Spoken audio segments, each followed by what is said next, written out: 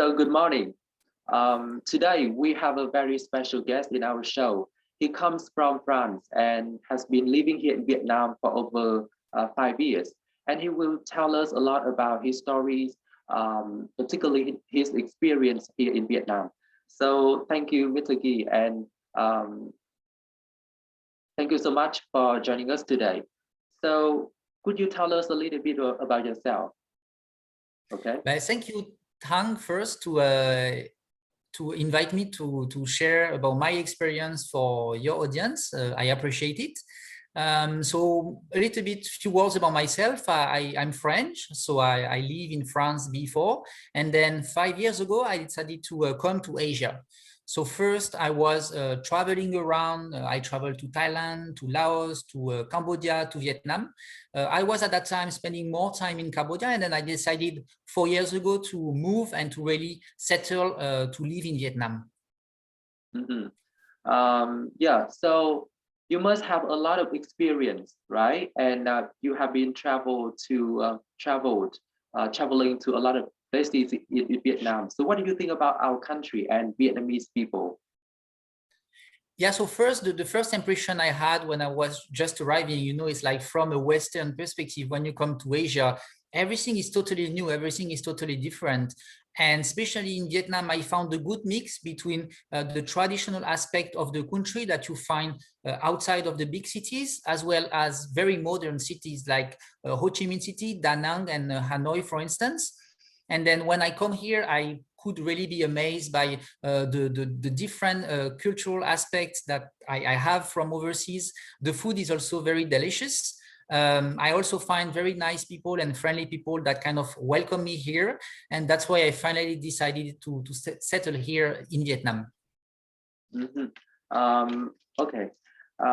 So what are the pros, and cons living here? Maybe you have talked about some good things, okay? But what about some disadvantages of living here? Okay, so disadvantages, nowadays for foreigners, it's a little bit hard to get long-term visa.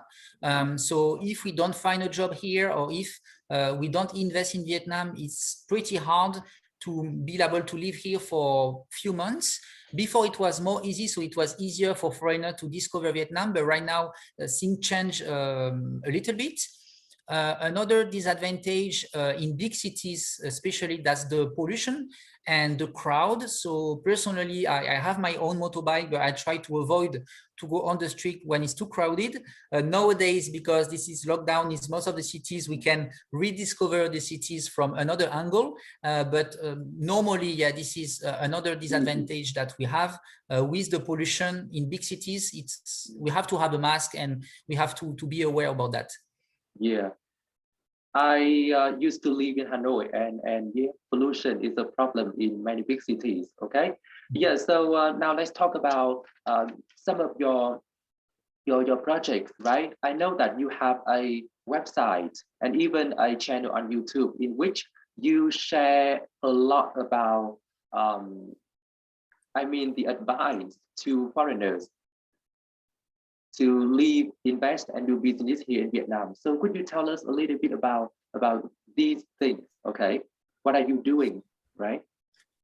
Yeah, so about 2 years ago, because I was living here and I have to face challenges, I have to be able to get long-term residency. For instance, I wanted to do business in Vietnam because as I already have a business, I wanted to hire people. I wanted to build a team here. I wanted to be able to scale my business. Then I went through the journey of many foreigners who plan to invest and who plan to do business in Asia. And then because I went through this journey, I find interesting to also start to share it for specifically the French audience, but as well as just the international investor and business owner who want to move to Asia and especially Vietnam. So over the last 2 years, yeah, I start to share on a blog, on the YouTube channel, on the press as well, some articles to start to let the foreigners know about the opportunities here in Asia and also the solutions. So for instance, how do you set up a company? you can go to different lawyers, a little bit like what is the different price, how do you deal with that, sharing as well about the law, how the law is changing also for the foreigners, and more practical cases. So for instance, interviewing some foreign entrepreneurs and business owners who are doing business in Asia, and to share them, what people are doing here. So maybe some, millennials and some young people living overseas, they can start to think about it and say, oh, why not? I should maybe come as well to Asia. And Guillaume is sharing this story, Guillaume is sharing that story, and to try to let them know about life is also good in this part of the world, and there is a lot of opportunity here. So that's how everything got started. Yeah, it is a thriving market, right? For investors. Yeah. So I really love watching the videos, your interviews with businessmen, right? And particularly with Philip An, right? So what is the feedback of them about the market, the Vietnam in the Vietnam market? Okay, so here you refer about an interview I made with the startup co-founder who launched a company called Homebase. Exactly. And so from Philip An, and they are basically disrupting the market. So they are inventing a model that is between the loan, a financing solution, and targeting for the real estate.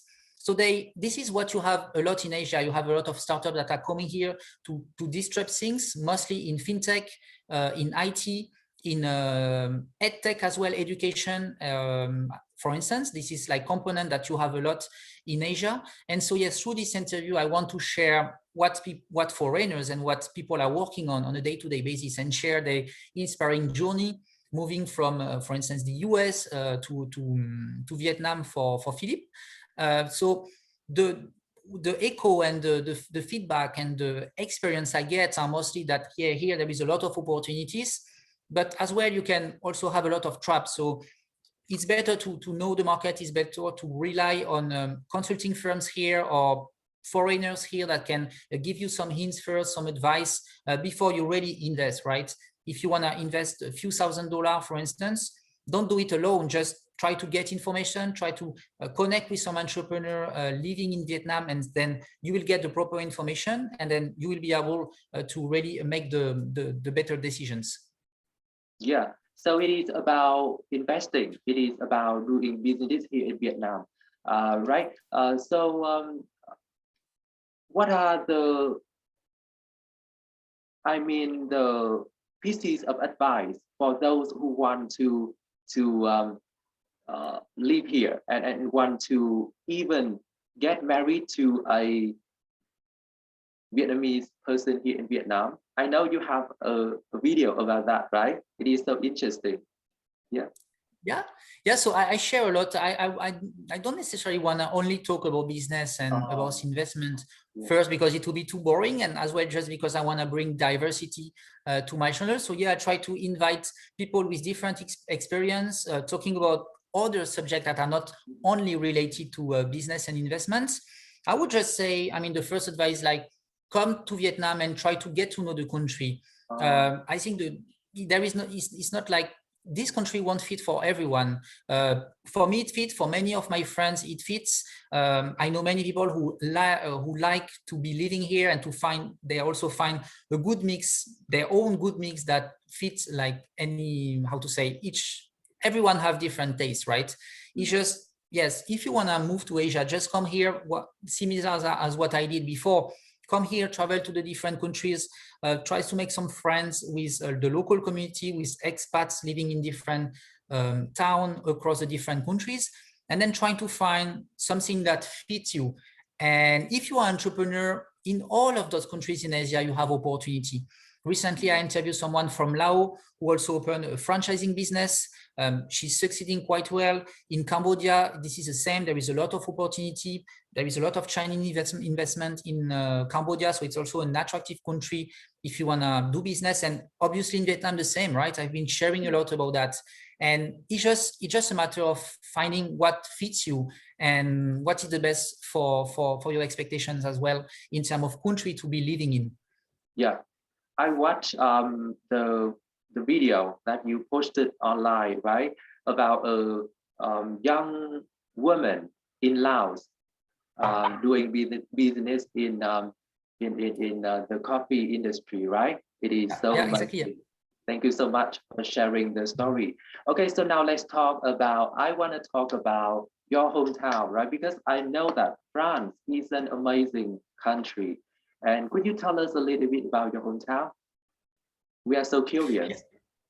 Okay, so Okay. yeah, I was born. I was not born in the. So I grew in Toulouse. So Toulouse is a town in the south of France. I think it's the fourth biggest town in France, but it's a city that has around 500,000 inhabitants. So when we compare big cities in Vietnam of millions, let's say Ho Chi Minh City, Hanoi, like let's say 10 million inhabitants, and big towns in France of just 500,000 people, you know, the scale is different. Yeah. But my hometown is. I feel a good mix as well, because it's not a very big city, so you can have a very good lifestyle there. So it's in south of France. So about the climate, it's very good. The weather is like very suitable. It's not so cold during the winter, and we have a nice spring, a nice autumn, and a very joyful summer. And because we are in the south of France, we can easily reach Spain. We can easily reach the Pyrenees, which are the mountain in the south of France. So during the winter, it's very enjoyable to go to the skiing. Sorry, and then we're also very close to the beach, so we can, I think, for in 1 hour and a half ride, we can enjoy the beach side. So it's a very lovely hometown. Yeah, it's such a perfect place for outdoor activities, right? Outdoor activities, skiing, going to the beach, right? Yeah, exactly. I mean, even the city is very well designed in terms of we have a river inside, we have a canal inside, so we can easily take the bike and across the city and across actually different cities. And yeah, it's very convenient for people who like outdoor, again, because we are close to the mountain and close to the beach. And just the city itself is like an old city, right? So it has a very nice architecture. We call it actually the pink city. So when you see the city from the sky, we can see some pink kind of color. And when we just walk inside the city, some old monuments has been built with a special material that it look pink. When you know the sun is going down, it has very nice color. So it's again, it's a very nice city to be living in.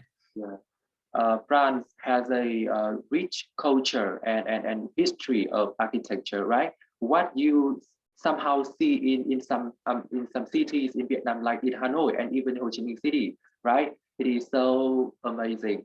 Okay, so now I want to focus on the pandemic. We are facing it, right? And the world is, has been badly affected by this pandemic. So what do you think people should do now to navigate this challenging time? Okay, it is so I think the lesson I personally heard and people around me heard also and learned about this pandemic is more, I think we have to be diversified. So it's very suitable for expats and people living overseas, because maybe they can have different source of income. For instance, you shared me just before that you are doing some English lessons, right? Teaching English, and on the side, you also want to do journalism. So I think having your profile and trying to go a little bit outside of your comfort zone and implement things, doing YouTube, trying on the side of your, for instance, main job, doing some freelancing activities, or trying to do a side business on the side. I think it's something everyone should now consider, not only for the money aspect, but also for the self-accomplishment, right? I see many people struggling right now because we have to work from home. It's also difficult for me, but when you have an entrepreneurship mindset, you can use this free time that you have at home to maybe learn a new thing, learn a new language, maybe start a small business on the side. And who knows, maybe in a few months, in a few years, maybe that activity can really generate you some income. And then maybe if you don't like your job, you can quit your job and you will feel the life more you will be more in control about your life, your finance.